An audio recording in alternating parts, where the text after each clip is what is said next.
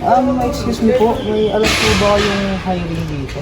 Ay, sorry po sir, wala po. Baka po sa iba, may pass po kayo. Okay, thank you po.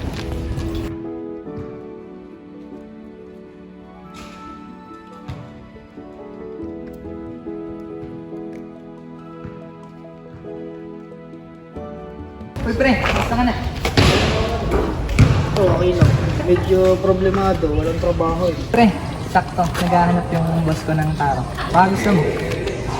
Ayun pre, sakto. Ano bang trabaho yan? Sumama ka na lang sa akin. Ako nang bahala sir.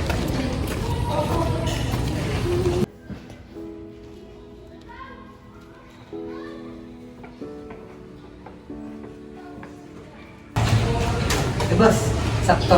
May nangangailangan trabaho yung katropa ko. Yun na ba yan?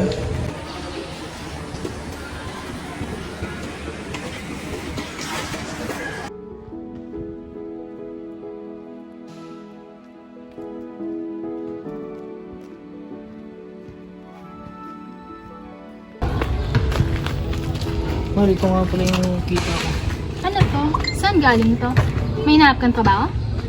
Ma, kailangan ko na po kasi ng laptop. Makailangan ko na din po pang project. Oh, wala, kamusta? May trabaho ka na? Wala, nakahanap lang ng maliit na racket. Okay kuya, sa susunod ako naman maghahanap ng trabaho.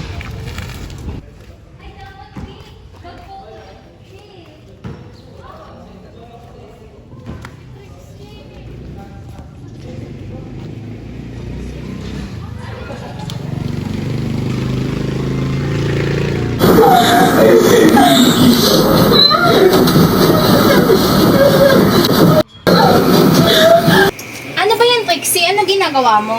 Bakit di ka mainte? Ha? Nanonood lang ng video. Anong video? Anong video? Akin ang cellphone mo. Akin na at patingin ako. Akin na. Akin na. Akin na. Ano tong pinapanood mo, ha? Ano to? Kabata-bata mo pa, ganito ang pinapanood mo. Puro kabastusan.